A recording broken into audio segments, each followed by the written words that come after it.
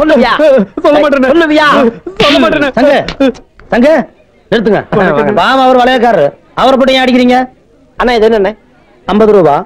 அண்ணே இந்த நோட்டை இவன் கிழிஞ்சு போயிரு சொன்னா ஒத்துக்குவேன், அழுக்காயிரு சொன்னா ஒத்துக்குவேன். அண்ணே இது ஒரு மாதிரி கோயம்புத்தூர் நோட்டாட்டு இருக்கு சொல்ல ஒத்துக்குவேன். சரி அண்ணே நோட்டு செல்லாத சொல்றானவன். இப்படி இருந்துச்சுன்னா செல்லன்னு சொல்லுவாங்க. அப்படி சொல்லுங்க அண்ணே. இத செல்லாதுன்னு சொல்ற உரிமை இந்த இந்தியாவிலேயே ஒரே ஒருத்தருக்கு தான் இருக்குது. யாருக்கு? இதுல கையெழுத்து போட்டுக்கிறாரு ரிசர்வ் பேங்க் கவர்னர், அவருக்கு தான் இருக்குது. இவன் எப்ப சொன்னாத? ஆமா ஆமா நீங்க சொல்லுங்க சரிதான். நாம செல்லாதுன்னு சொல்லக்கூடாது. நோட்டு விஷயத்துல சரியா இருக்கு உங்ககிட்ட. சந்தா வசூல் பண்ற பொறுப்பை ஒப்படைச்சு தப்பே இல்லைங்க. அப்ப இந்த மாசம் நம்ம கூடி கொடுப்பீங்களா? சில்லற காசா கொடுப்பேன். ஏன்? அப்பதானே அழுக்கா இருக்கு கிழிஞ்சிருக்கு செல்லாது சொல்ல மாட்டீங்க.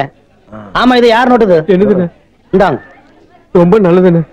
நீங்க போங்க, வசூல முடிச்சிட்டு சீக்கிரம் வந்து சேருங்க. அது எதுக்கு சடவெடுக்கிறீங்க? உங்களை எங்க தானே தேடுறது? ஏன்? நேத்து நீங்க கொடுத்த 5 ரூபாய் நோட்ல நடுச்சல்ற ஓட்ட இருக்குன்னு செல்லாட்டாங்கண்ணே.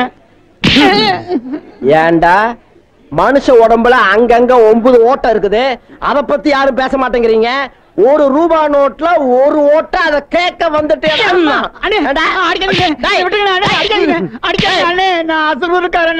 அசலூர்காரனா? அப்படி கேட்கறதுக்கு ஆளே இல்ல. அடிச்சு நல்லா எழுதுறா.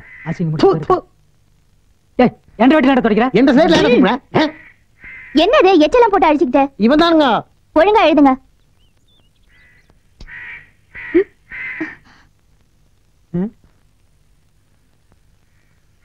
ஐயா அசிங்க டீச்சர், இது எங்க பரவாயில்ல, உங்க மேல காக்கா எச்சம்.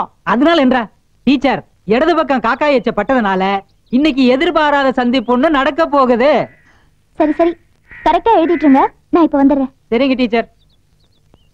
ஏய் பலாபலன்லாம் சரியா சொல்றியே, நேத்து என் மேல வலது பக்கம் எச்சம் விழுந்துச்சு. என்னடா பலாபலன்? வலது பக்கமா? வண்டி ஏறி வலது கையை காணாம போயிரு. ஐயா